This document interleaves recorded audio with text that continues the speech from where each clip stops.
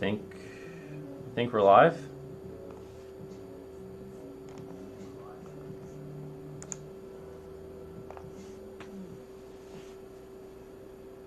Hello, can everyone hear us?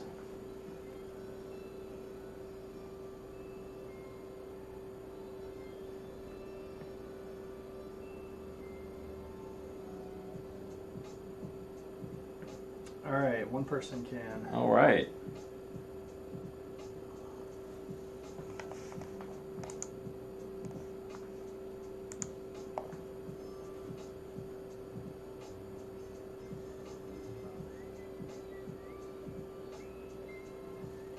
A little bit of a crowd. Great. Well, do you want to get started? Yeah, it looks like the number is still coming in. Yeah. Give people a couple more seconds. Yeah, we'll give it a few more minutes before we get started. Hope everyone's doing well today.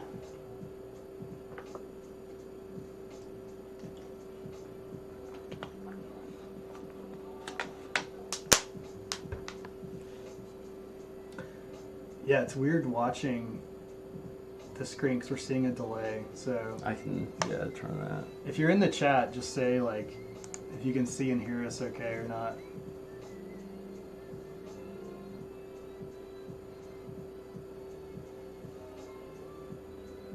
All right, Sam says loud and clear.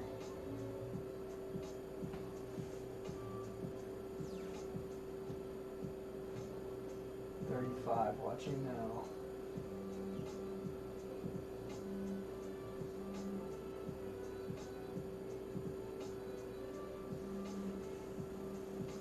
So, yeah, Dan asked if we're running this through the T1 line. We can pretend, right? Yeah, we can pretend we are. You could probably stream like a 320 by 240 video pretty easily. Just fire up that Real Player server? Yeah, Real Player. Yeah. QuickTime.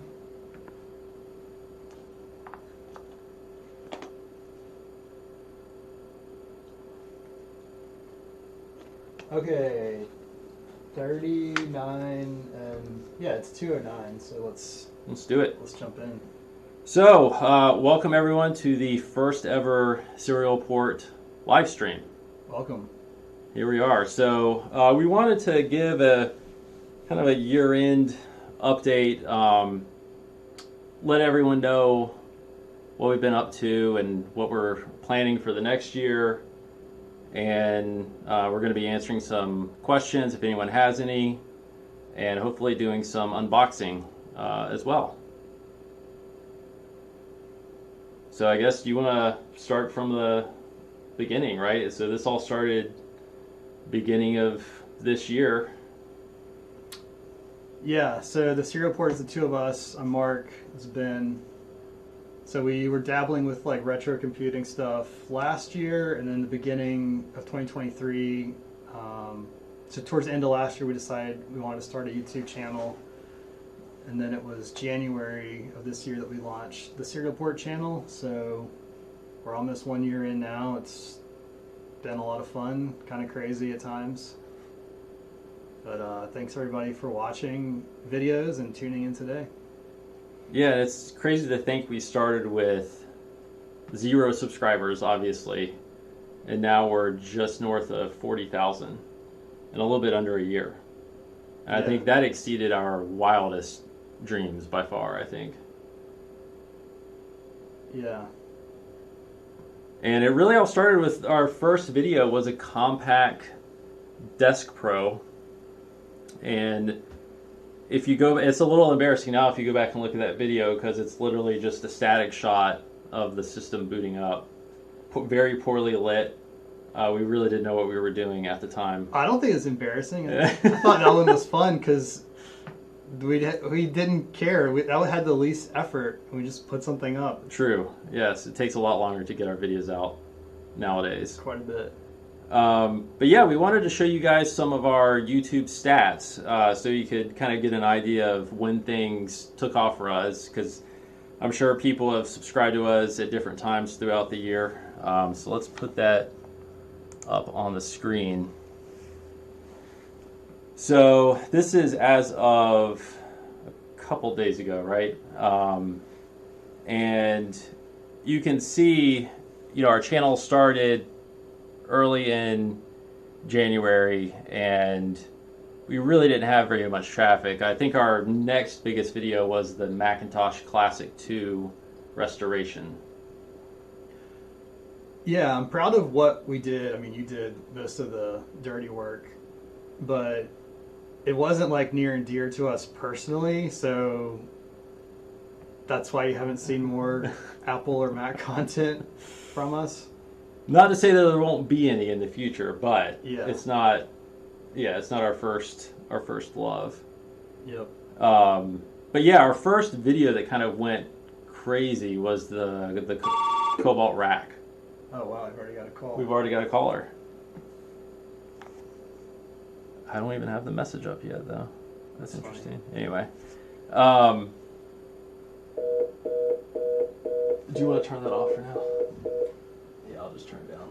We're gonna post our phone number for anybody who wants to call in a few minutes. But yeah, getting back to it. So it was the Cobalt rack.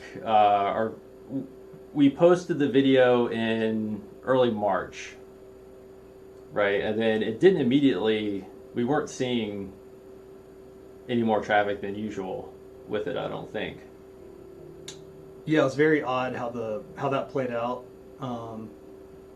We picked up a couple of the RAQs, which I had used like 20 years ago. I didn't know how popular they were or were not, so I thought they were interesting, but we didn't think they were that mainstream, so we didn't want to work on it forever. Right. But Ben put a lot more effort into the video than I think I was ready to, but it's all good. And then, well, it ended up paying off because a few days later, I really remember when all of a sudden I checked the video stats and it had taken off. But it didn't take off until we put out a second video about the rack. Oh, that's right. And then the part one, which was like a more historical account, storytelling of the rack, took off. And then so many people were like, "Oh, I remember like racks full of these things." So that was cool. Yes, very cool. And yeah, I think from there we had a few other. I think maybe the first Ambra video was in there, and then the biggest one though was the Cisco Pix, which I remember at the time when we were discussing doing the video on the Pix, we were both kind of apprehensive about whether it would be a popular subject or not. We knew that the Pix was very prevalent, but we didn't know, okay, well, is this going to be an interesting story for everyone to hear about? I was confident it'd be popular. I just didn't know what the story was to tell, because I wasn't using Pixes firsthand when they came to the market in the 90s. Right. So fortunately, we had some ideas, did more research, then kind of had to step back and kind of reboot the idea, which I'm glad we did, and kind of got to the pre-Cisco story of it, which did well. And that was our first interview with John Mays. Yep. And Paul Francis, and that, I think we both found that very rewarding to hear kind of firsthand the people who were there actually doing all of that work, making it all happen, and hearing their recounting of it was, I think, really cool. Definitely. Yeah, it's definitely like a mental exercise to try to put yourself back into those early years of Ben and I were kind of there, but we weren't, adults in 1993 or 94, so... Yeah, I guess it's worth saying that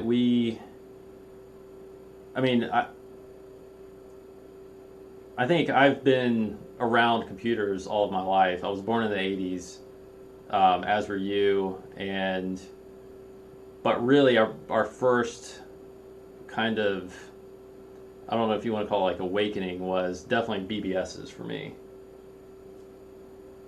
when I first dialed into a BBS, and that's what really sparked my enthusiasm into computers and computing in general. Yeah, same for me. And BBSs is what has sparked my retro computing interest, and we still haven't done any BBS stuff for the Serial Port channel yet, but it's coming. So what we want to do, how's the chat looking? Good. I think people are listening. They're not like cursing at us, and we have 50 people tuned in, so that's good. Great. So I'm going to put the phone number up on the screen. There it is. And so, yeah, give us a call. You can fax us if you'd like, and you can leave a voicemail with questions or comments, and I think we're going to be answering those a little bit later on, right? As they come in. Yeah, we'll listen to some of the calls as they come in, and if we don't listen to your call like while you're recording it, then we'll try to play some back later. Yeah. The Packard Bell has been a little finicky with its COM Central voicemail application, 1995. But not all viewers may know this, but it was on which video was it on where we first accepted voicemails? I think it was the first terminal server video. I think so. Yeah, or maybe the one before that, but it was in the ISP series. And that's going to be a little annoying. But anyway, yeah, at the end of the video, we published the phone number where people could leave voicemails on the Packard Bell. And I think you had gone out of town right after that video was published. And we were both kind of worried about the Packard Bell being able to handle the traffic. But it actually, we got a decent number of voicemails. Colorado on a real-ish landline. Hopefully this comes through. And my question is how do you have this hooked up? Do you just have the VoIP ATA, or did you actually get a real landline? Thank you. Bye. All right, good question. Caller from Colorado asked how we have our VoIP hooked up. So we don't have a real landline. This is with a ATA. It's a Linksys SPA 2102, which is pretty popular, and we found it seems to work well with modems as well. So it's a 2-line ATA behind that computer, and it's connected to Asterisk running in the other room. And then that's connected to VoIP.ms right now for our PSTN connection. And I guess we should explain where we are right now. So we're in the Serial Port lab, and it's a shared office, but we have this room to use, which it's not small, but we are definitely running out of space. So we're in kind of a, I guess, reorganization is the right word right now. And we have so many systems, and we don't really know where to put them all.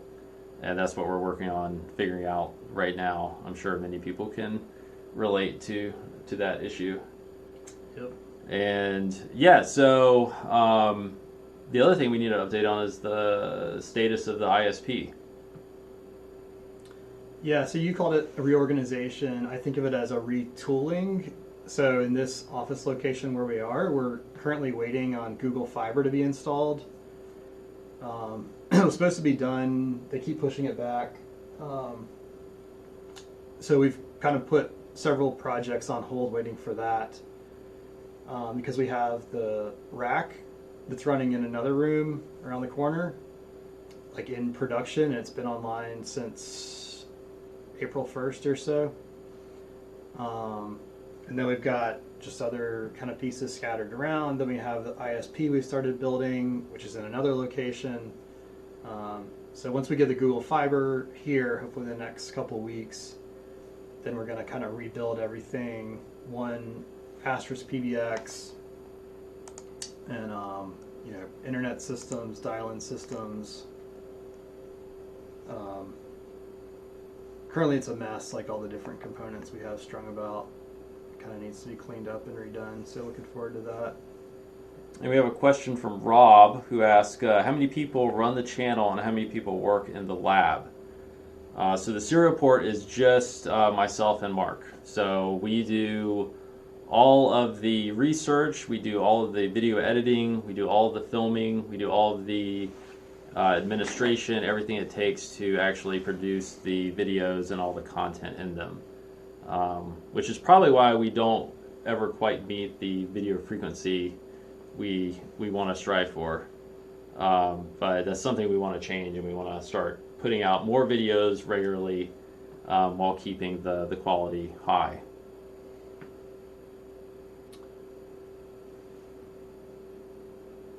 Yeah, so just figuring out like how to work together in the process of creating videos.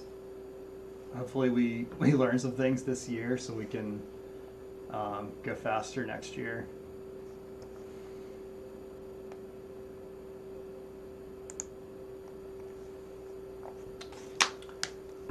All right. But yeah, VoIP, going back to the VoIP question, VoIP is I don't know, still something we're figuring out. Yeah, the ISP hasn't been the smoothest. Hasn't been so smooth getting everything up and running as reliably as we want. We initially had it here, ran into some issues with I think packet loss, right? Yeah, because we're on a cable modem here, and one day when we were just poking around and I was running an MTR to the internet, and like our jitter was very high, ping to the internet over the cable network was just fluctuating like crazy by hundreds of milliseconds. So we thought the VoIP was just not workable here to have people dialing in. Yeah, so we moved it to the data center, which definitely corrected the jitter and packet loss we were seeing. Yeah, then we just had all sorts of like modems not making connections, and we don't know if it's the problem's modem 1 or modem 2 or a VoIP setting or an asterisk setting. We've had some people on Patreon helping us out, test it. Yep. And we've had a few people have been able to connect, and I've been able to connect from home. But yeah, so we're still working on getting that reliable, and we're definitely going to have more videos in the ISP series coming up. But we're working on some other content right now, which should be out pretty soon. It's about a consumer wireless device, and I think that's all we want to say about it right now. Yeah. Oh, sweet. Microsoft fax. We have a fax coming in. Oh, great. Page 1 confirmed. Receiving page 2.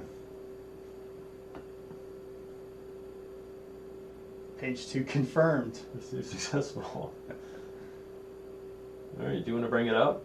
Let's see if I can. And I think we got one fax last time, and it was from someone in Germany. Okay, so this has got the right. The date is correct here.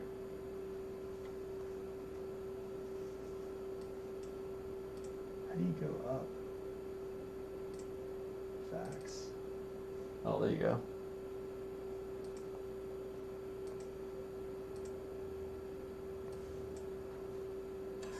I don't think it worked.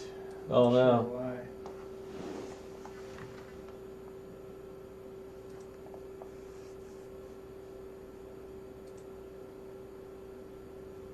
Display when active.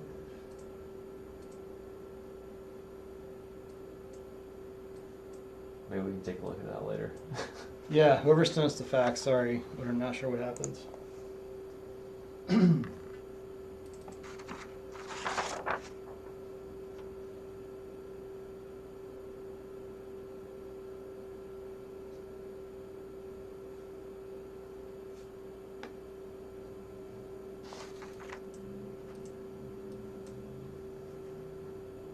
That's an old one.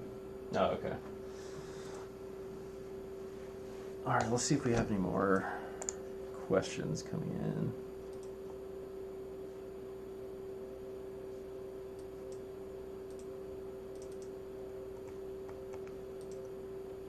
MMS Cool says it should have been a screenshot that came in.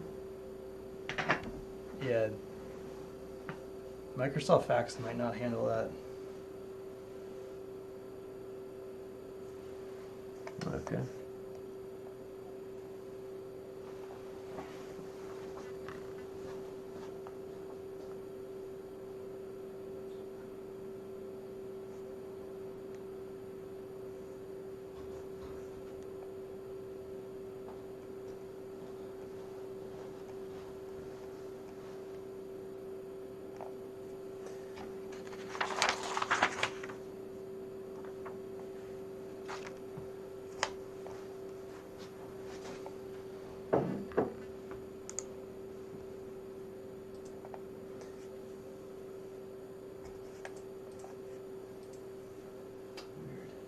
Do we have any other voice messages?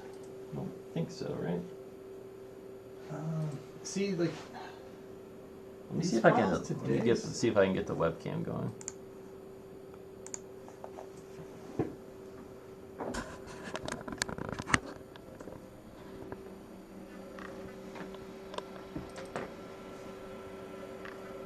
Yeah, the refresh is not gonna be able to sync right at all. Hello from Colorado on it. that's the call we just Yeah, had. that's the call we just had. Cool.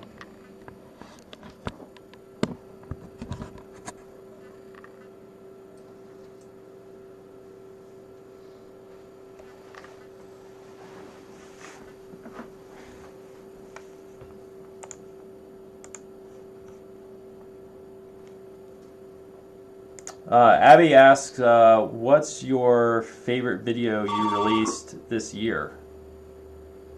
So I would have to say, I think my favorite video was the Cisco Pix video, with the T1 video as a close second. Yeah, those are classics. My favorite was definitely the first terminal server video where we did the Xiplex and the Xilogics, because figuring out what a Xiplex was and how it worked was something I had wanted to figure out since I first connected to one in the 1990s, and I bought a Xiplex and had kept banging my head against the wall trying to figure out how to do stuff with it, and then to make the video I finally put in enough work to figure some things out. And yeah, that was probably, I would say you put in the most work on that video for sure, because there was so much configuration that they needed.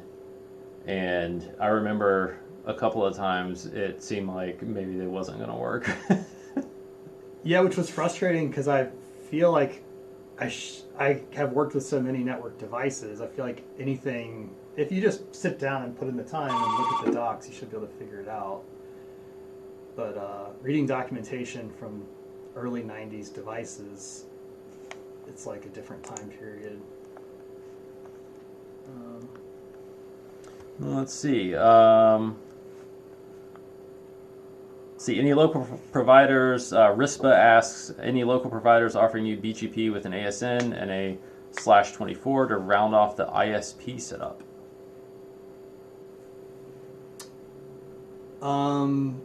There are no local providers to service the building where we are with fiber currently, besides Google Fiber, at least at a reasonable price point. But we have like tunnels and stuff to get public IPs routed to us over that. All right.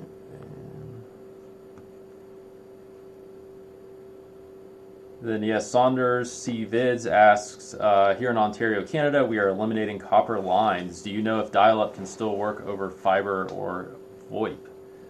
And the same case here, right? I mean, copper lines are pretty much mostly eliminated. Yeah, imagine. absolutely. I mean, even the providers here, like cable, and I've got an AT&T fiber router, and it has a analog phone line built in, because providers do provide analog lines over digital connections. So, absolutely. And yeah, as far as dial-up, it can work, but not very reliably. Certainly not like it would with a real copper phone line. Yeah, we're chasing, to make it work 90% well, basically, which in my mind I still think is attainable. But we have a lot more of like testing to do to show it how, hopefully lots of people can dial into our setup without a lot of complication. Yeah, and we're going to be comparing different ATAs. We're going to be comparing different modems to figure out kind of what combination works best and most reliably. Yep. I actually just read a blog post I put on our Discord yesterday about someone who ran a modem connection over Discord audio. So anything's possible.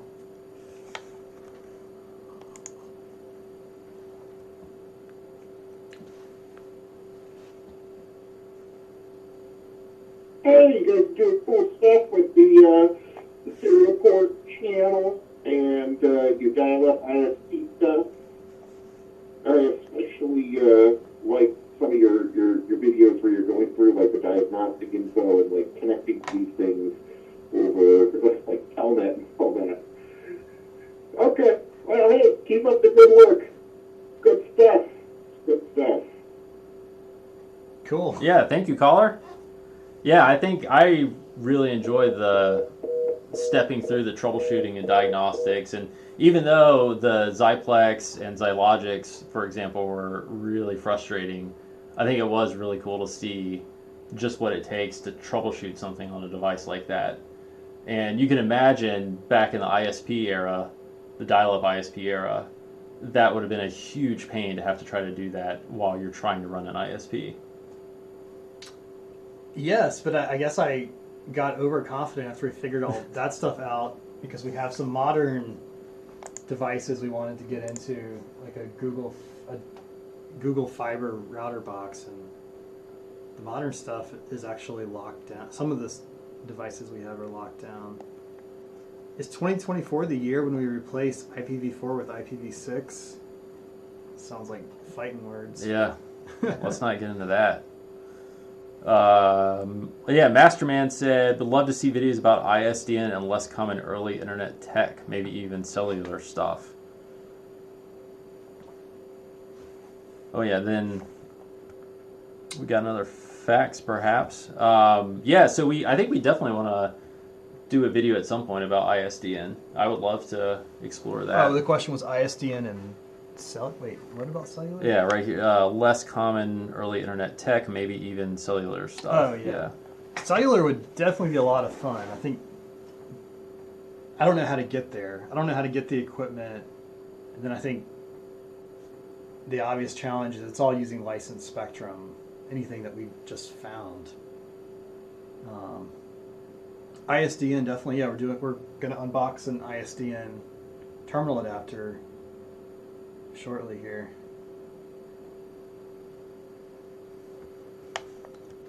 Did you want to check that fax again? Did we? I don't think anything happened. Yeah, sorry, I don't.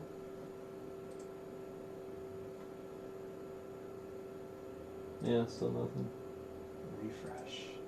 No.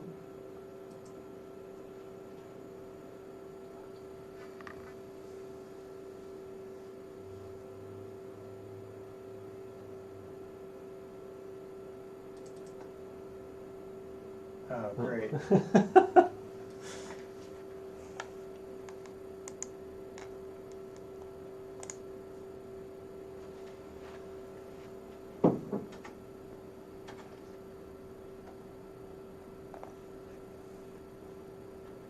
Where is this stupid thing?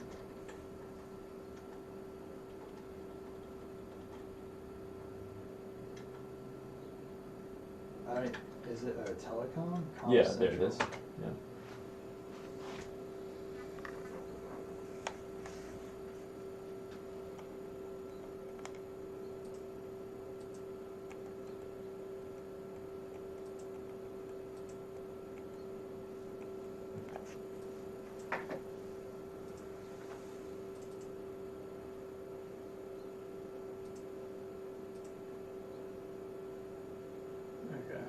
Yep. We don't know what's going on with the faxes. Oh yeah, do you want to talk about the racks in the background? We have some new ones. Yeah. So I can pan over here with this camera. So the rack we restored was a rack 3, which was the first x86 one they made. And then here we have a couple rack 4s, which were donated to us. We haven't done anything with them yet. And then we had another donation come in recently. The guy at the top is a rack 550. That one has the Sun branding. You can see on the left side. Oh, and then the yellow one here, that's kind of interesting, right? So that's a Symantec Velociraptor. Right. So that's similar to a rack 3 or rack 4, but it has I think it's a dual port fast Ethernet PCI NIC in it. And so that was a firewall appliance from Symantec that is they built based on the Cobalt Rack Linux distro.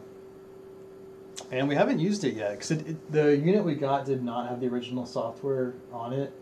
So we haven't been motivated to really get it besides just showing it off on the shelf for now.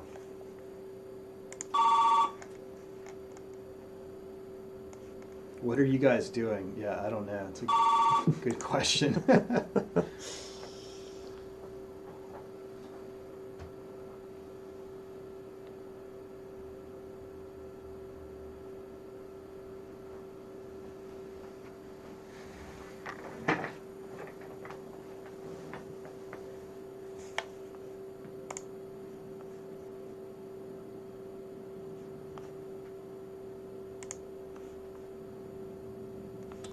All right, well, it looks like I think we can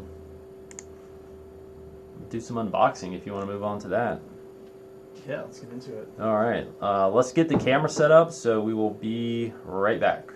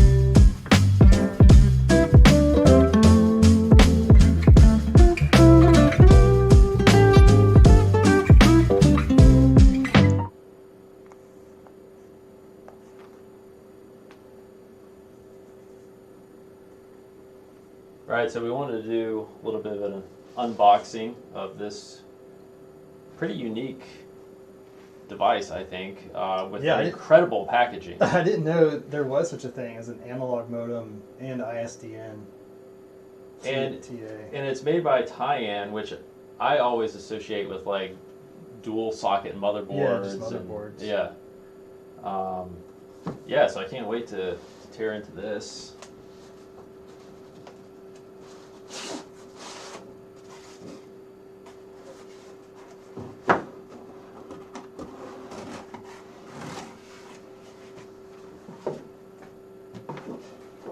Alright, wow. Some crispy new RJ11, right? Is this ISDN capable? This has got, Why I did they? think, two pair in there? Yeah, it's on there. Yeah. 2 colors.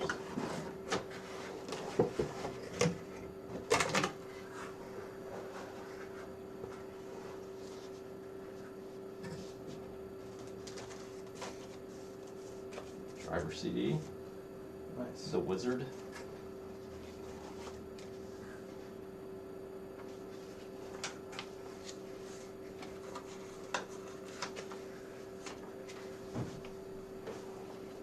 Oh, wow. The Internet Accelerator. Heck yeah. Heck yeah.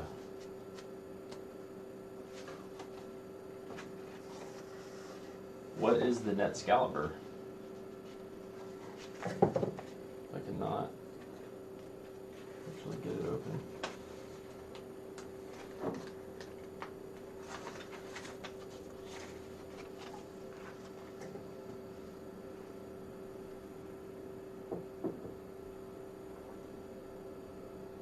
It runs HTML, VRML, Java, JavaScripts, and ActiveX faster than a 28.8. And you can use the ISDN and 33.6 connection simultaneously. Now, why would you want to do that? Like, what would the advantage be of running ISDN and a 33.6 at the same time? Oh, I can tell you. So you can have one of your ISDN channels to the internet, the information superhighway. The second one can be your BBS to take inbound calls and connect That's brilliant, the local yeah. BBS community to the internet. Wow. All through a single card. Yeah, and here's I the... think that would work, I'm not sure. Wow.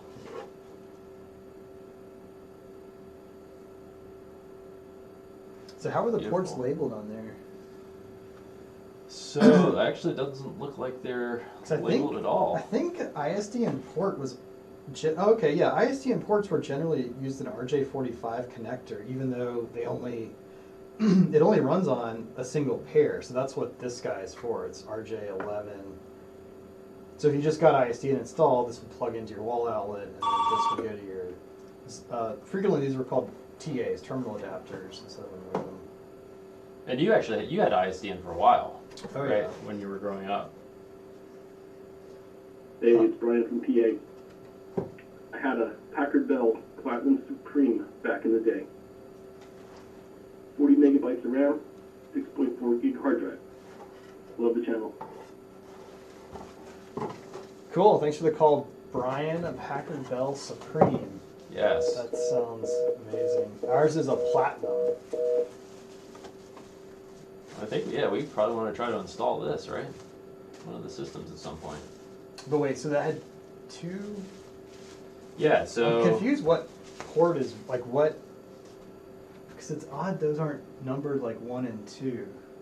Yeah, because typically on a modem, they would be labeled line and phone. Right, so I'm not sure if that's what this is intended for, or if this will give you 2 analog lines from the ISDN. Right. Let's make a diagram up here.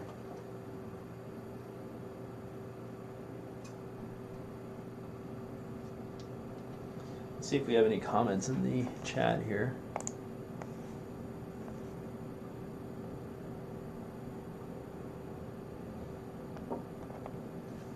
Anton says ISDN TAs have 2 FX0 often, follow the traces.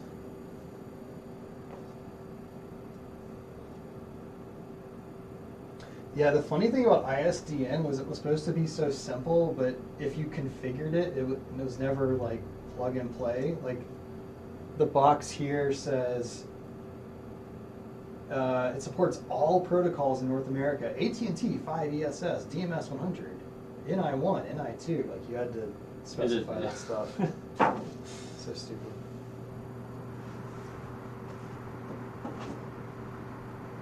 So yeah, maybe it has. Oh, let's look at the manual. Let's click the software install.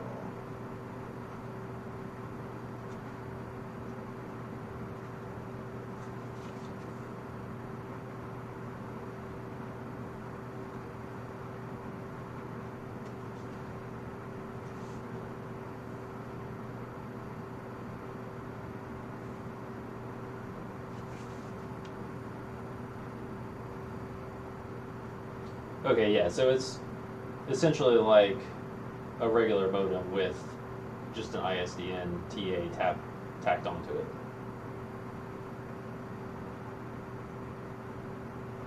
Yeah, so it sounds like you cannot. This one does not support the FXO ports like you would typically see on an ISDN modem or TA. Interesting.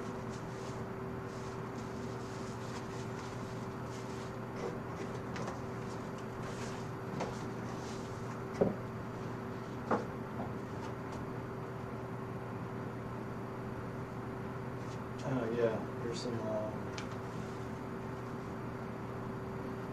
little cheat sheet for managing your IRQs. What a delight.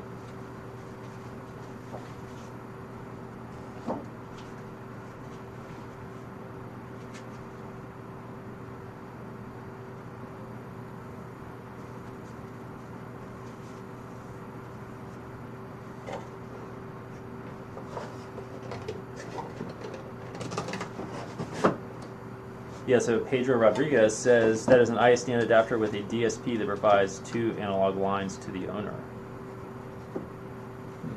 Interesting. Oh, it does. Because it wasn't really clear that would work. I think we'll have to do a showdown. The tie-in versus the Motorola. I mean, they're kind of apples and oranges, since this one does not have an analog modem. Oh, cool. If we get in trouble, we can call an ISDN lifeguard. All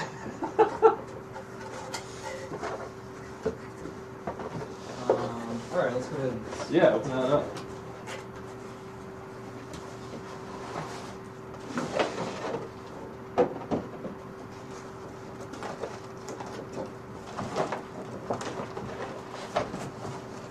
Oh, cool. This is still has like partially in the original shrink wrap. Hefty user's guide.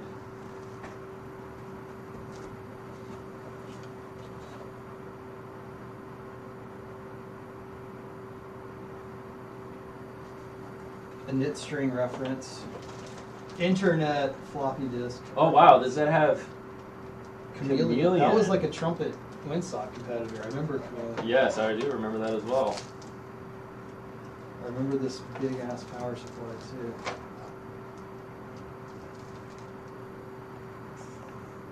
This supplies 5 volt and 12 volt.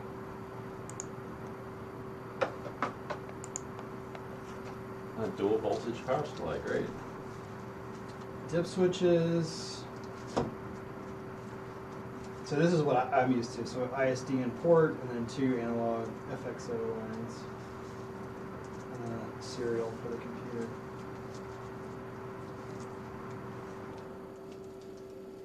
Date code ends in 96, I guess 1996. I think we saw 1996 on the tie-in too. That's correct, yeah. Cool. Got some more. Oh wow, we have Hyper Access Lite communication software and Is that the same thing as Hyperterminal? Same company? Hillgrave. Yeah. Yeah.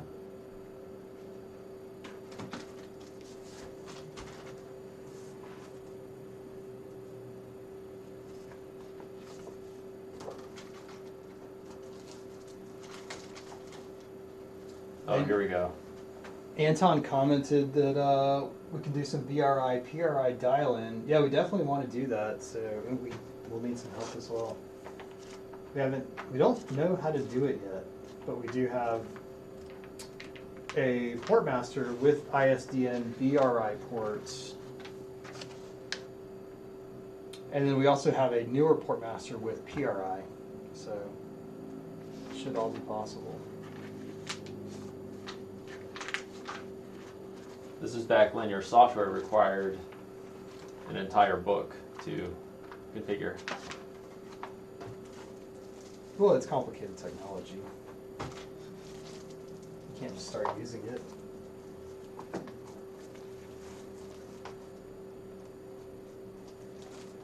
So this is free software offer.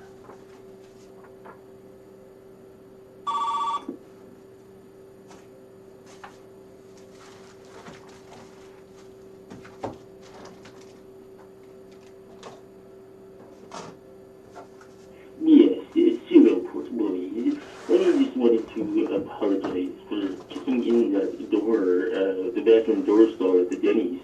If I had known you were in there grabbing packets, I certainly would have waited until later. I just wanted that free hug. All right, thank you. Nice. Well, I've been waiting to open this one for a while now. The U.S. Robotics Sportster Voice 33.6 fax modem with personal voicemail. Oh man, upgradable to X2. So I think this was, I think it was summer of 1997 when the big X2 versus K56 Flex.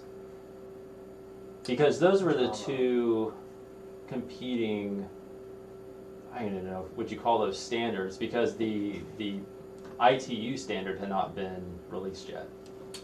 Right, so USR had X2.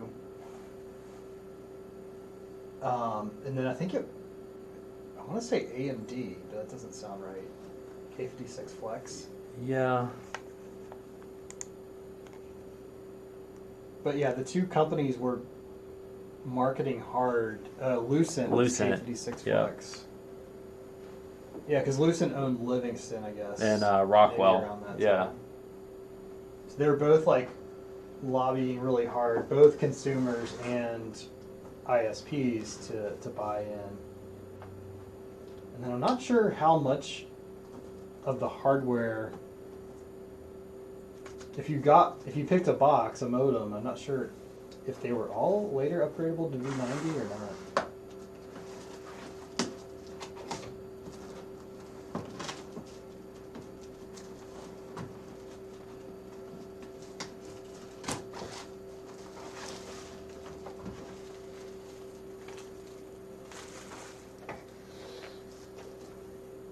Multiple voicemail boxes. Actually, if this has the software, we could maybe try setting it up right now for voicemail. Yeah, we can do that.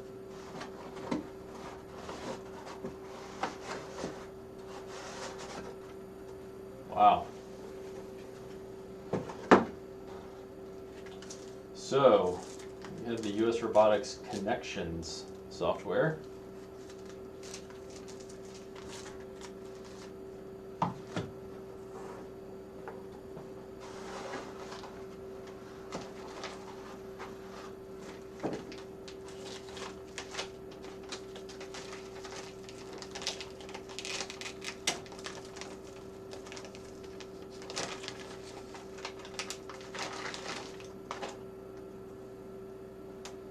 Oh wow, beautiful. Nice. Yeah.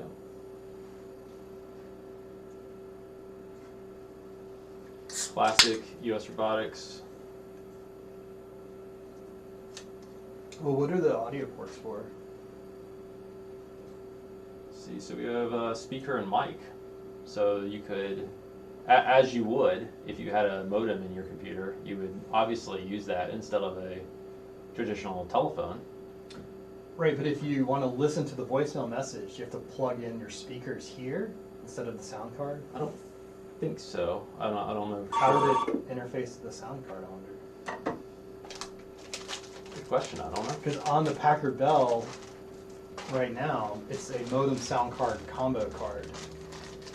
We've been trying to reach you concerning your vehicle's extended warranty. You should have received some notice in the mail about your car's extended warranty eligibility. Since we've gotten no response, we're giving you a final courtesy call before we close out your file. Hey, you guys are doing good stuff. Appreciate the call. Thank you. We'll have to get on the insurance renewal. I think I had this exact same microphone. It's just missing the little boom thing. It feels a little weird holding this, so I think I'll put it down. Oh, you got a little holder for it. Right? Yeah, Oh, yeah. Perfect.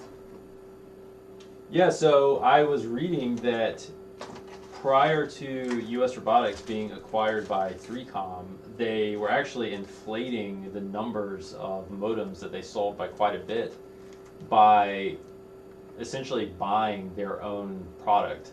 And they had warehouses full of these modems just Wow. sitting around. And once 3Com acquired US Robotics, they had to figure out what to do with all of this extra inventory. But it was kind of a moot point because modems were, just a couple of years later starting to not be in demand. So it does have software on a CD, and I don't see a floppy. The Packard Bell does not have a working CD-ROM drive, but this IBM Aptiva does. So, Well, and the Dell I brought has a working CD-ROM as well. And this would have been what was originally in the Dell. all right, you gonna do the Dell? Yeah, let's do that.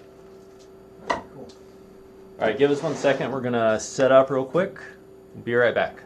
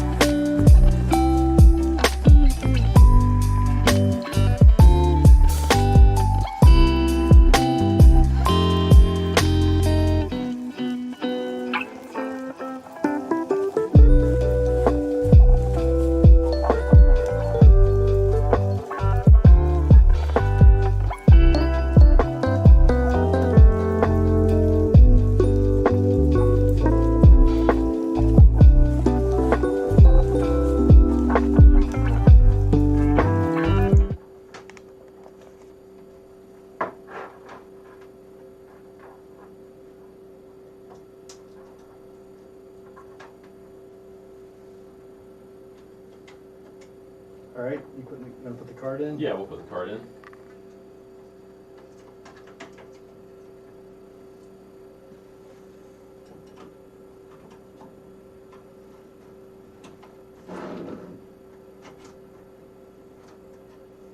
All right.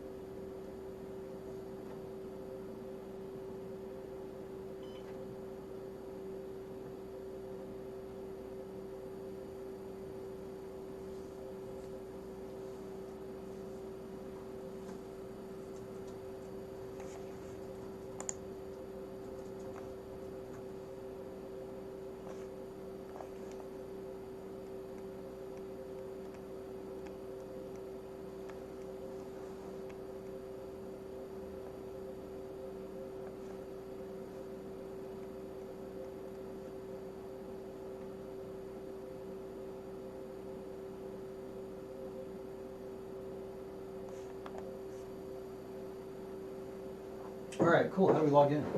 Just press enter. It's the legendary security of Windows 95.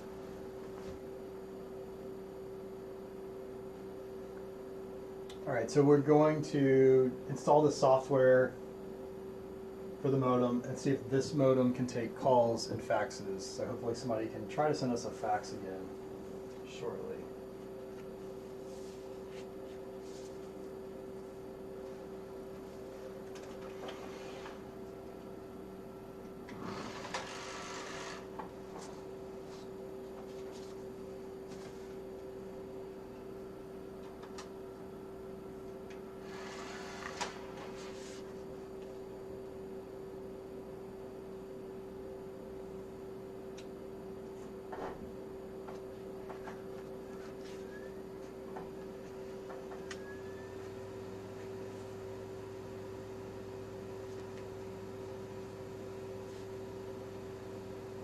Come on.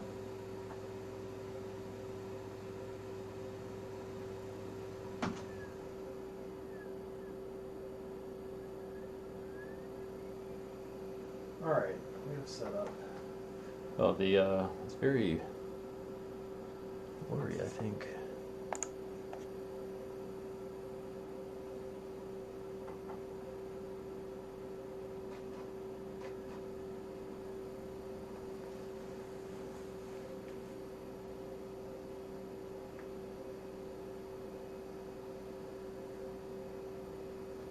Wow.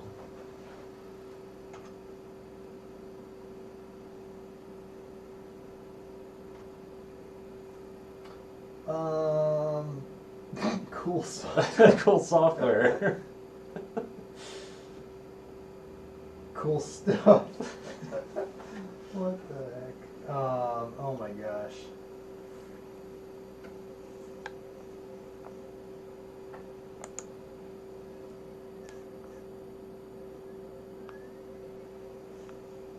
Oh my god, this looks like comedically retro.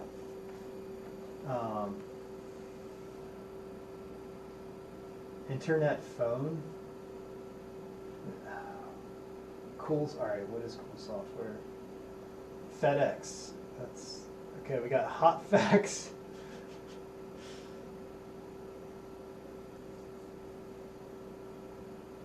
Okay. Yeah, that sounds Rapid great. Com. Oh, there's voice next to it. Okay, so this one says everything you need to begin fax and data communications. This one is add speakerphone to all fax and data features of RapidCom. This is pretty. Oh my god. There's a lot in here. Okay, we're going to start with RapidCom. Blah, blah, blah. Okay, just install it. I was supposed to remove all the jumpers if we're using it with Windows 95 on the modem.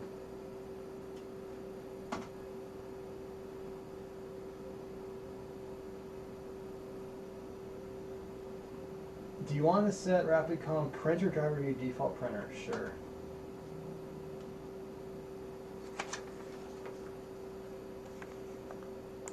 Okay, restart Windows. Alright. Do not launch new software until you exit connections. You may run out of memory. Okay. It said to reboot. Vivi wants us to install all of it. Well, let's go ahead and power down when you're ready so I can Did you notice if there were jumpers on it? Yes, there are. Okay, so we're going to shut down and pull the jumpers.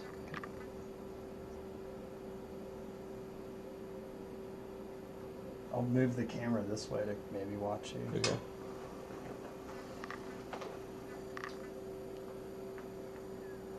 Is it safe to turn off the computer now? You're clear. Okay.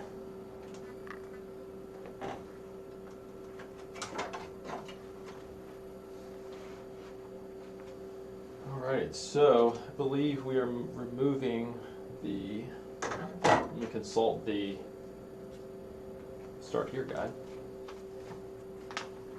And if anybody's wondering, this is a Dell XPS Pro 200N the Pentium Pro.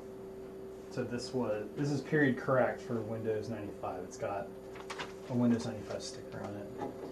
And this is actually the system that my family bought in '97, and I've kept it in storage, and just recently restored it.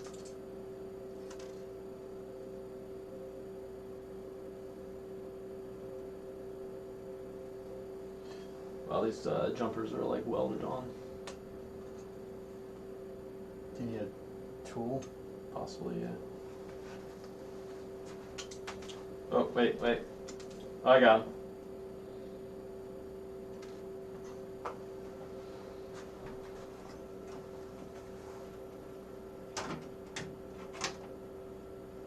Okay. I think we're ready to go.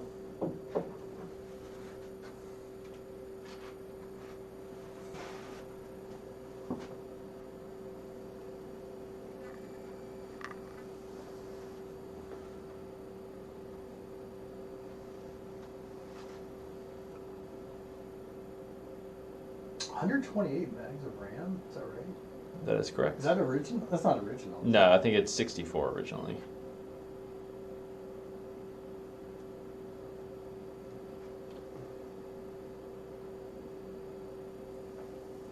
Alright, we should get a dialogue and it detects it.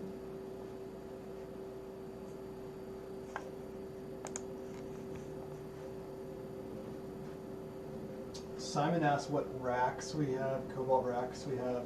We have rack 3, several rack 4s, and then the one rack 550 at the top of the pile. Excellent.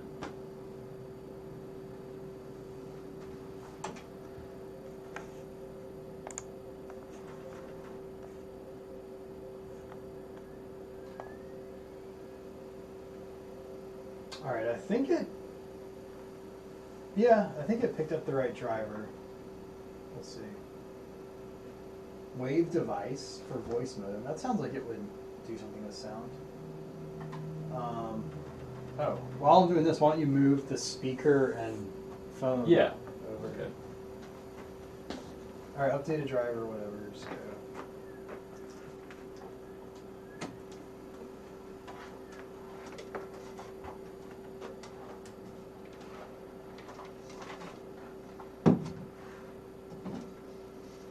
RapidCom. Congratulations. It transforms your PC modem into a powerful command center for sophisticated fax and data communications. So do you want me to hook this up to the modem or to the sound card? I'll try the sound card for now.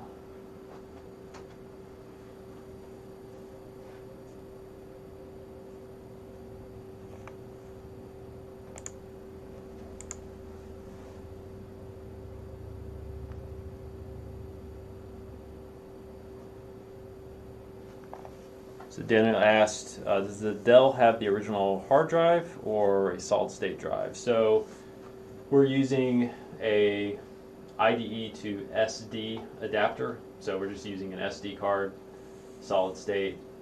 I do still have the original hard drive, but it's an IBM Desk Star, or I guess Death Star, as they were referred to. Not at that time, I think. I think it was later on. All right, it's unclear what the status is. It says ready, so maybe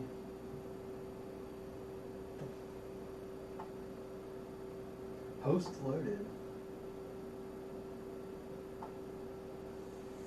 Do you want to swap over the phone Yeah. line?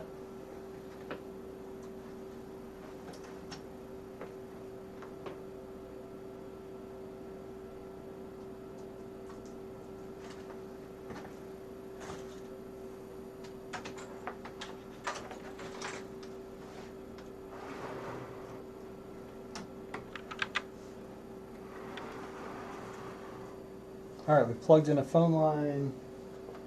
Is somebody ready to send a fax?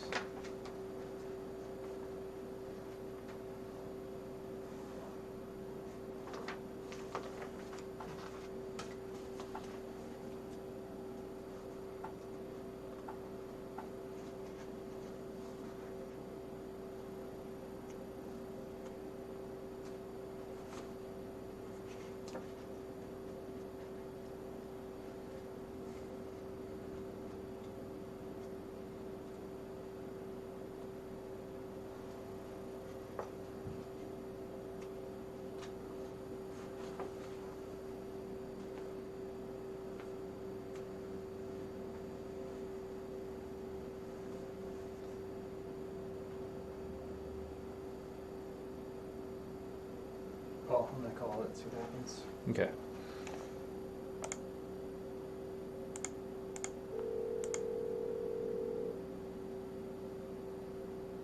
Oh yeah, it says setting up fax. Okay.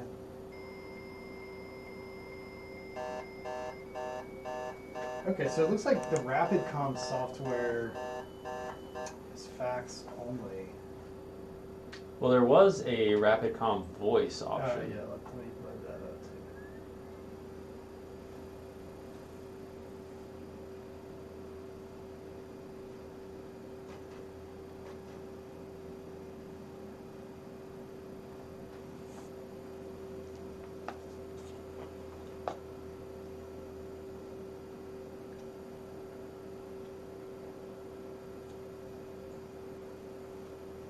Okay, I think one of our patrons, Vivi, I think he's gonna about to try sending a fax.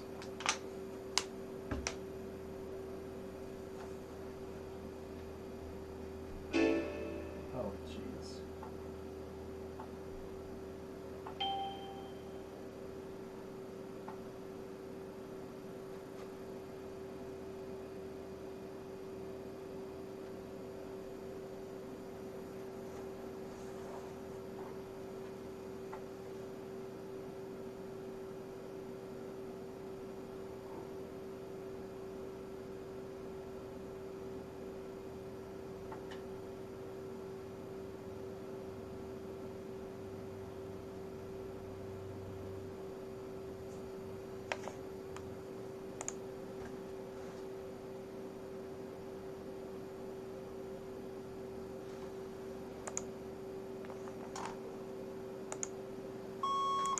Okay, I hear something. Alright, it says answering fax. Connection 14400. Receiving fax.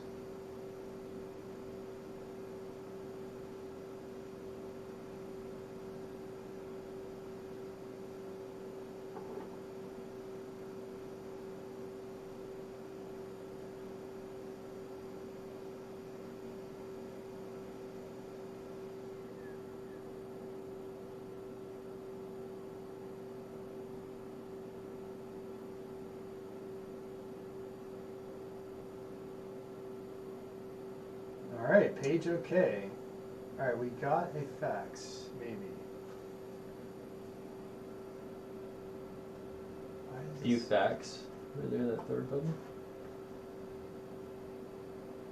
Okay. Try opening.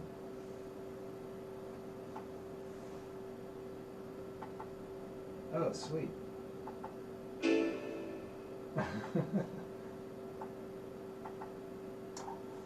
Oh, cool. We got a QR code.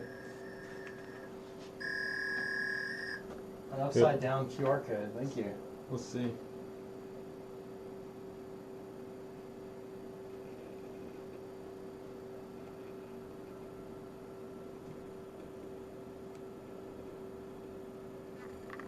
I got the link for a second.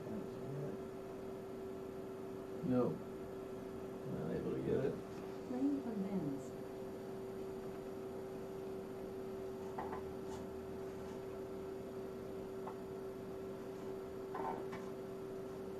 Two new faxes. Wow.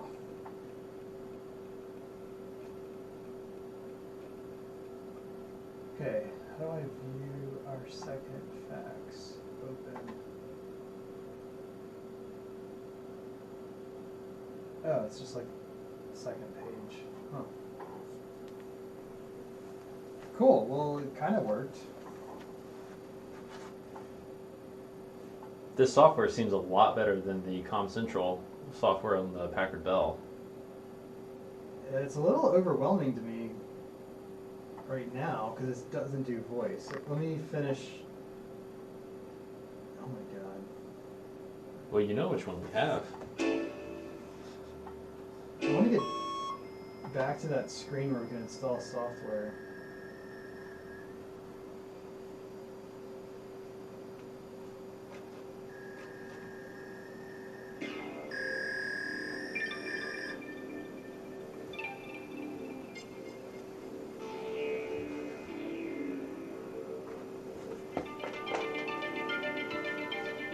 Oh, that hits.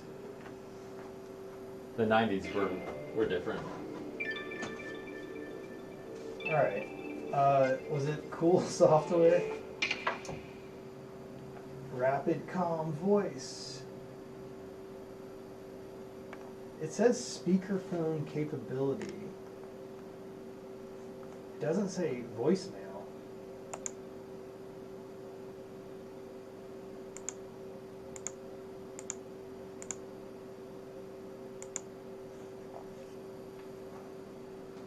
Alright, yeah, we'll try Rapid Comm Voice.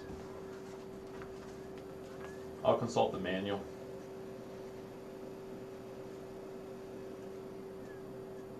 Yeah, it just says fax. It doesn't say it'll do voicemail. Send faxes with laser printer quality.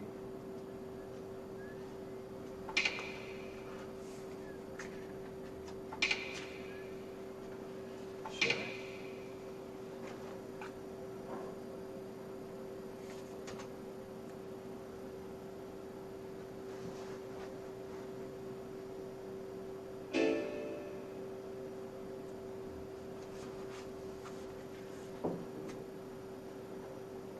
It includes a screensaver that's been added to our system. We can select the screensaver from the control panel. Restart Windows. Okay. This cool stuff. Net guide.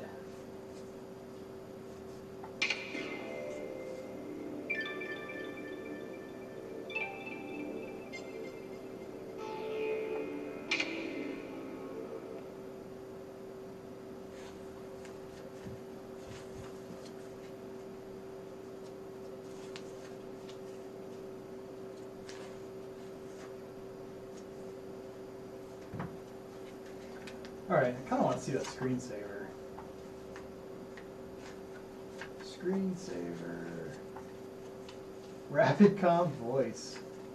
Oh, watch. Oh, it hasn't been installed properly. Okay, let's reboot.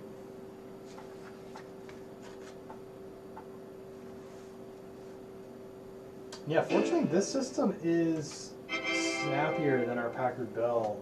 It also has an SD card. Do you remember these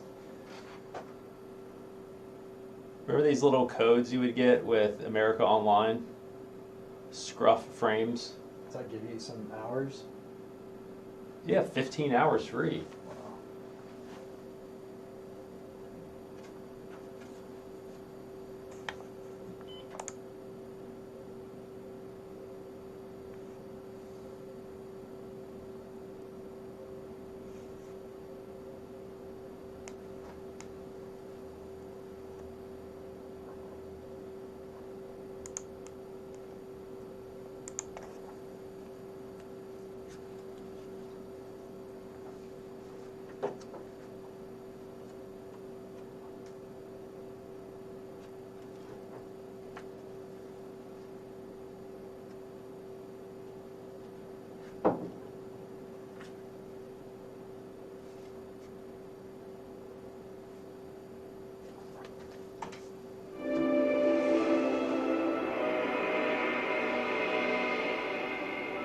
That's new.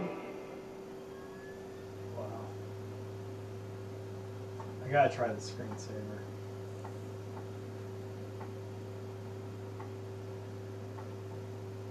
God. Oh no.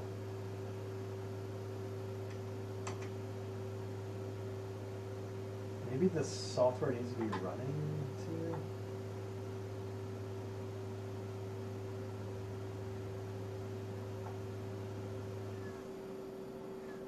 Maybe you have to go through the setup wizard.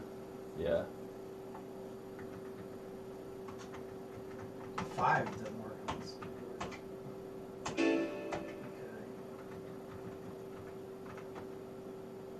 Yes.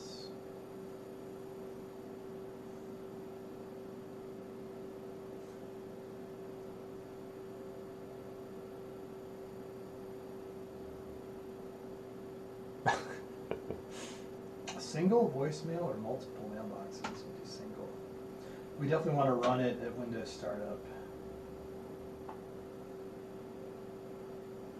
Oh wow. Look at that command center. Oh, and there's the screensaver.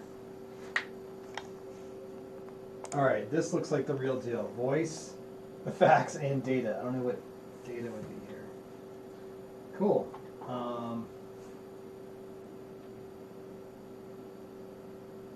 Okay, so we think this might be ready to take calls. If anybody wants to call, dial the number on your screen. Yeah, give us a call. With a voice or a fax. Cool. Oh, look at that.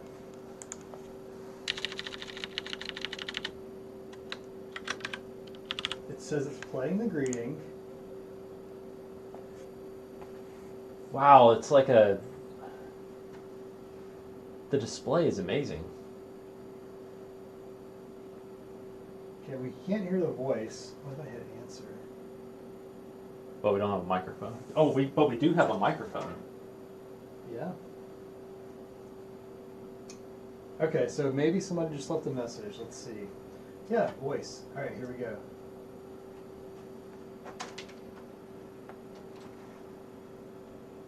I can't hear it.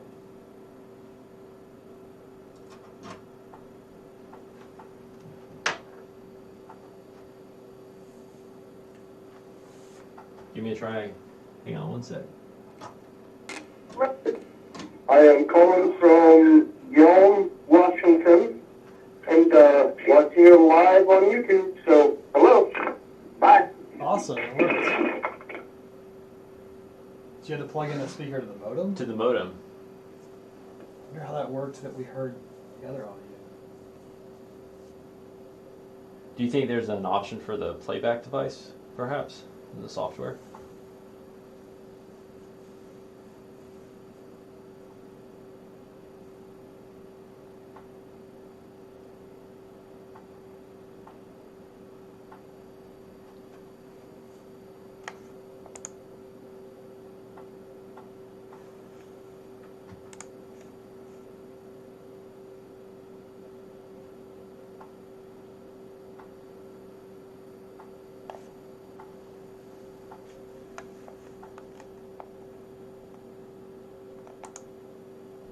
Oh yeah, you're right. It says speaker sound card.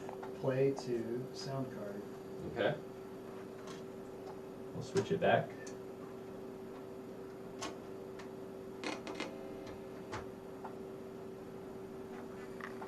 Oh, and I can turn on monitor calls. I bet that'll maybe play. Alright, where are my messages?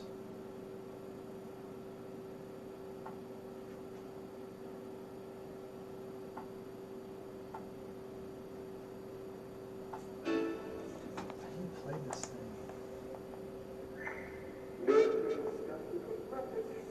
I am calling from Yelm, Washington, and watching you live on YouTube. So, hello. Bye. It's really weird. Wow, lots of reverb. Yeah. That's pretty cool. Alright, so the software works. That's nice.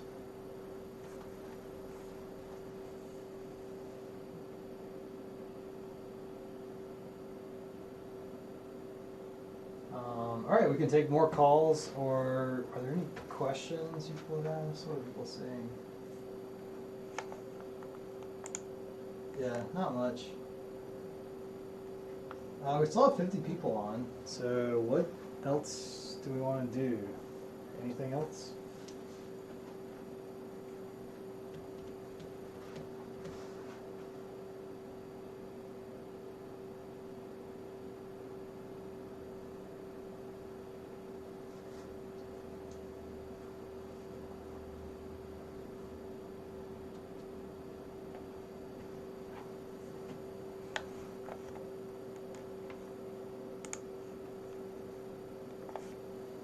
Gotta move the camera back, then we can just Sure, yeah, we can do wrap that. up.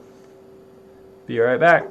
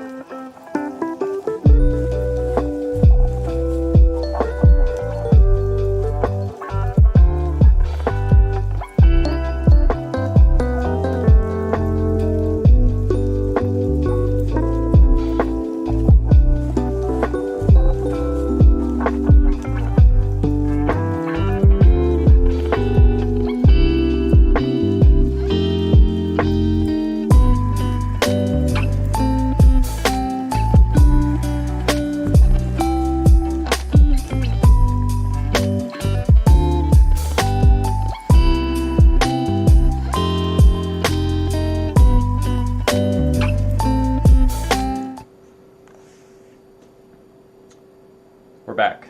Okay.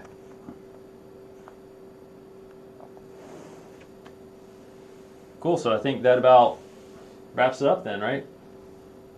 I think we covered everything we wanted to. Do you want to talk about the stickers? I have a few extra stickers here. So yeah, these are things we send out to our Patreon supporters, but we'll send out a few to people tuned in here to the live stream. If you are in the US and want to send us your mailing address, first couple folks who send that to us, we will send these out to you in the mail. So contact us on our website, serialport.org. There's a contact page on there. Oh, there you go. Yeah, so just under contact us. Give us a shout. We'll send you some stickers. And otherwise, yeah, really appreciate everyone logging on and hanging out. And yeah, hope everyone has a very nice holiday. Yeah, thanks for your support. Thanks for watching our videos, hanging out with us.